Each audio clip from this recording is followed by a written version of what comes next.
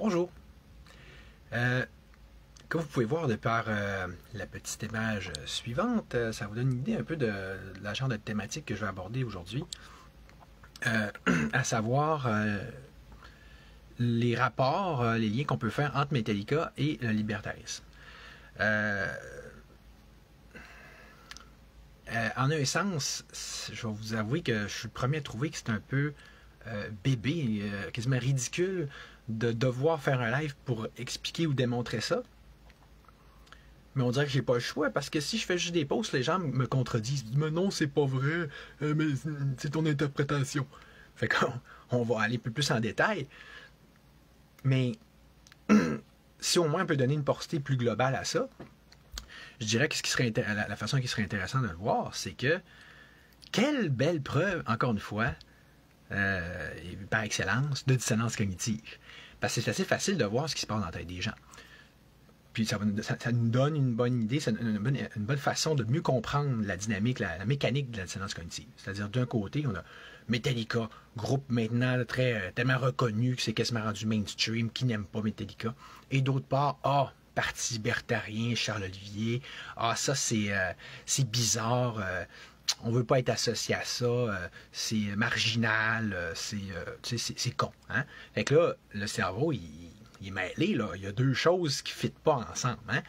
Fait qu'il il va essayer de nier. Il va rationaliser ça avec des sophistes, genre « Non, ouais, c'est pas vrai. Hein. » Puis tu sais, balayer ça du revers de la main. C'est comme ça. L'humain fonctionne beaucoup trop souvent comme ça. On ne donnera même pas d'exemple, ça finirait plus. Fait, mais sans plus attendre, on va regarder les faits. Les faits, c'est que, regardez, ça, c'est le Black Album de Metallica, OK? Mais dis, ouais, c'est-tu le même serpent? Le monde me demandait ça. C'est-tu le même serpent? Bon. Fait que là, on va aller voir le Gadsden Flag. Ce qu'on va faire, on va commencer par réduire ça un peu, là, qui est le drapeau libertarien, OK? Vous voyez ce serpent-là qui arrive, là? Fait que là, qu'est-ce qui arrive si on va réduire, tu sais, pour vraiment le voir comme il faut, là? Ça, c'est le drapeau libertarien, tu comprends? Puis, remarquez bien, Don't Tread on Me. Vous voyez ça, là? Ça, c'est pas écrit là-dessus. Mais, regardez, ça, c'est la chanson Don't Tread on Me de Metallica sur cet album-là. On va y revenir tantôt. Youpi, youpi. Fait que là, déjà, ça fait une couple de parallèles. Mais mettons que c'est pas assez clair de même, là. Regardez ce qu'on va faire. On va le mettre en noir, comme lui qui est... que j'ai, là, mon drapeau à moi.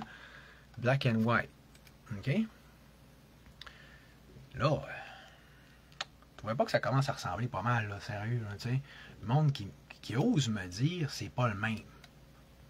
Qu'est-ce qu'il dit que c'est... Tu sais, quand est-ce que vous avez vu ça ailleurs, là, ce serpent-là, là, OK? Tu sais, c'est comme... Je ne sais pas comment ça pourrait être plus clair que ça, tu sais. Non, mais pour vrai, vous avez vu ça, ça passe promener de même, là?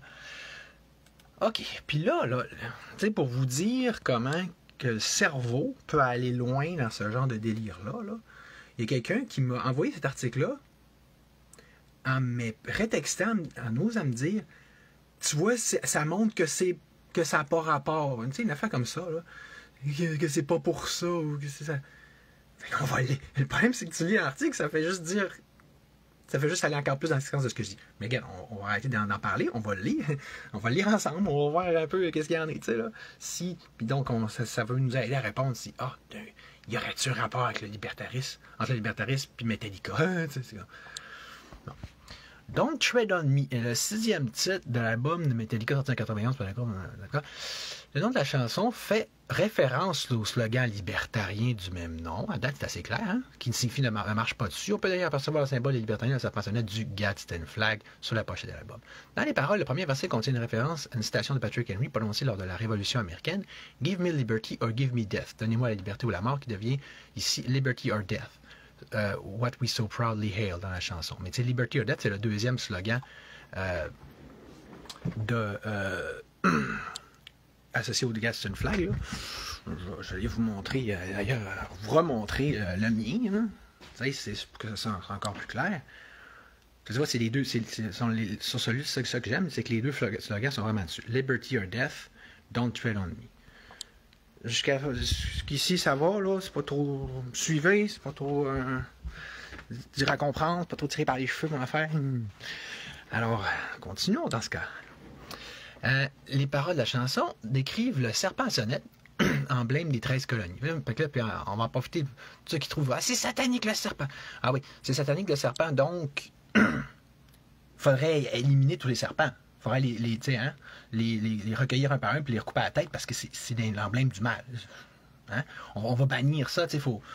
Le serpent, c'est mal. Ben oui, parce que nos ennemis, Illuminati et compagnie, ont décidé que c'était mal, donc c'est mal. Il faut que ce soit eux autres qui décident là, de nos vies, hein, puis de qu'est-ce qui est bien, qu'est-ce qui est mal, puis ce qui leur appartient, ce qui leur appartient pas. Il y a comme breveté les serpents, eux autres. On va les laisser à get away with it. Oui, c'est bon, ça.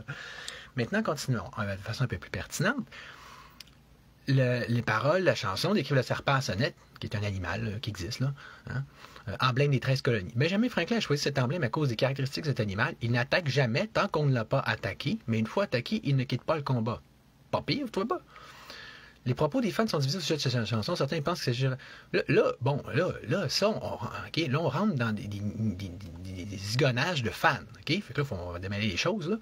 Parce que là, il y en a qui pensent qu'il s'agit d'une chanson peut-être patriotique, dont le message est que le gouvernement des États-Unis ne plaisante pas avec ceux qui essaient de leur marcher sur les plates-bandes. On s'entend-tu que ça, c'est une mésinterprétation, là? Mais de toute façon, ils peuvent même penser ce qu'ils veulent. C'est des fans, c'est pas Metallica. Mais, je veux dire, jusqu'ici, c'était très clair. Tant qu'on reste dans les symboles libertariens, puis je veux dire, c'est ça. Là, je veux dire, Metallica n'a rien dit pour dire que c'est pas ça. Les autres pensent qu'il s'agit d'une satire de l'armée, que ça agit brutalement les périls qui ont... Tu comprends que ça, c'est des critiques de gens qui connaissent pas le libertarisme, tout simplement. Là. Ils essaient de comprendre de quoi que Metallica parle. Mais c'est pas mon problème à moi, ça. Dans un article publié par Rolling Stone, James Hetfield, chanteur de Metallica, précise que cette chanson est une réaction au ton anti-américain de l'album Injustice for All, donc l'album précédent. C'est l'autre face de cela.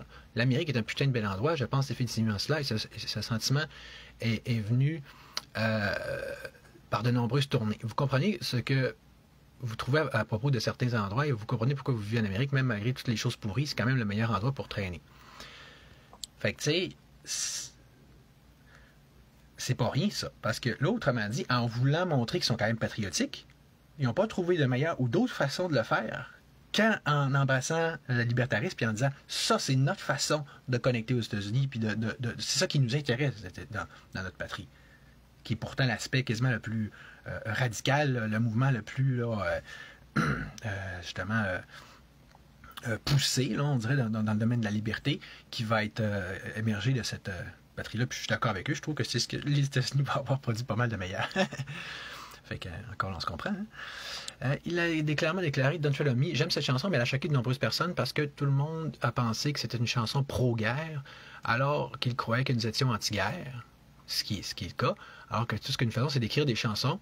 Nous ne prenons pas position politiquement dans le comté. « Don't Tread on Me » était une chanson signifiant « Fichez-nous la paix ». Ben oui, ben c'est ça. Don't Tread on Me, c'est pas une chanson de guerre, c'est une chanson de résistance, une chanson pour la liberté, tu comprends, qui est à l'intérieur du pays, non pas pour commencer à parler d'impérialisme ou de guerre à travers le monde. Justement, si tu comprends le libertarisme, ça devient très très simple. Et clairement, les références au drapeau et au serpent, ce que cela signifie, le tout, tu sais, bon, c'est assez clair de même. Et le Black Album noir, l'image du serpent, je pense que c'est blablabla, nanana. Fait que tu sais, là, j'espère que ça fait le tour. Fait que tu sais, tant mieux si là, ça peut aider à briser l'espèce de mécanisme de dissonance cognitive dans certains esprits, puis qu'il y en a qui comprennent que, oui, Metallica embrasse ceci, ils sont pour cela. OK, on peut dire au moins convenir là-dessus. OK, je suis pas en train de dire Metallica, c'est des dieux, c'est des prophètes, c'est forfait ce qu'ils ont dit, mais arrêtez d'au moins nier l'évidence. OK? Après ça, on pourra au moins passer à un autre sujet. Ce serait pas pire. Salut!